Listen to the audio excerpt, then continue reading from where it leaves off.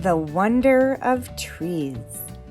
Trees are magnificent, enormous, and magical, and they are a crucial part of the forest ecosystem.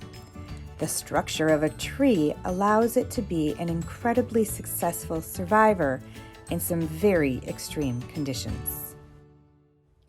The bark on the tree serves to protect it from intense cold or hot weather and from insects that might try to burrow their way inside. The trunk allows the tree to move water and sap between the roots and the leaves and also offers support to help it grow closer to the sun. The roots of the tree grow down deep and laterally around the tree to give it support and absorb water and nutrients that are critical for the tree's survival. The branches of the tree reach out from the trunk to create the crown, helping the tree to find the most sunlight possible.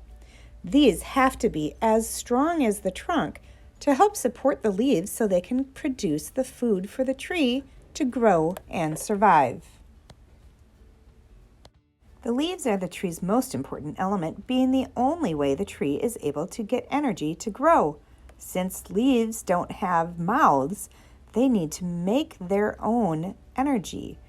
This process is called photosynthesis, and we will discuss it later in the program. All trees produce flowers because all trees produce seeds. Most flowers are green and not very obvious, but some trees have very beautiful flowers that they use insects to pollinate. The green flowers are usually pollinated by wind or rain. The tree produces seeds in the form of either a fruit, like an apple, or a nut, like an acorn, or it might just produce a seed that floats away from the tree so it can land somewhere else to grow as a seedling instead. That tiny little seedling will eventually grow into a very large tree. That very large tree can live to be hundreds of years old. When we look at the inside of a tree, we will learn about how a tree and the systems within it work to help it live so long.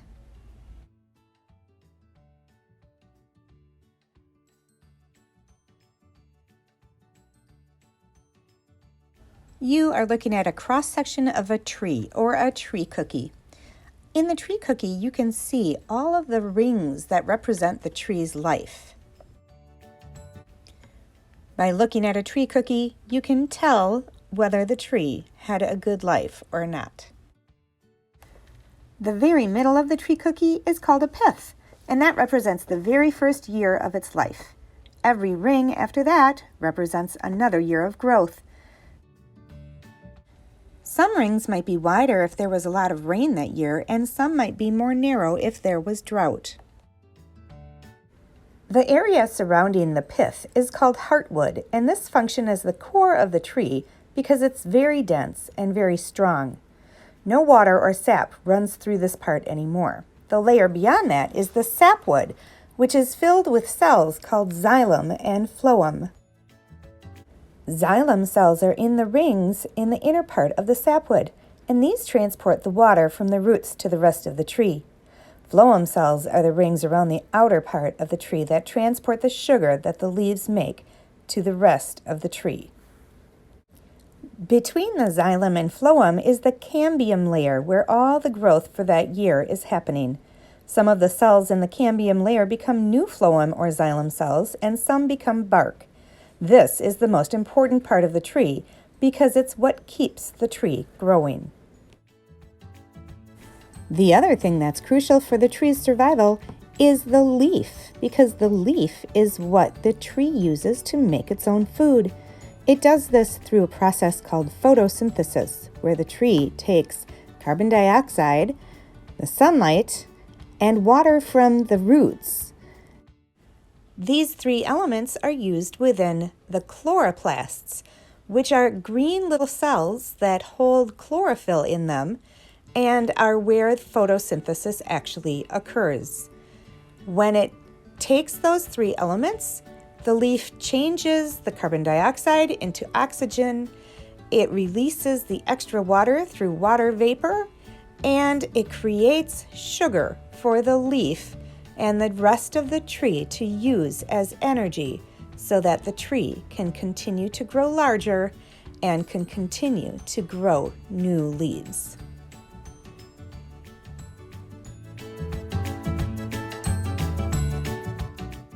The leaves are green because of the chlorophyll within them.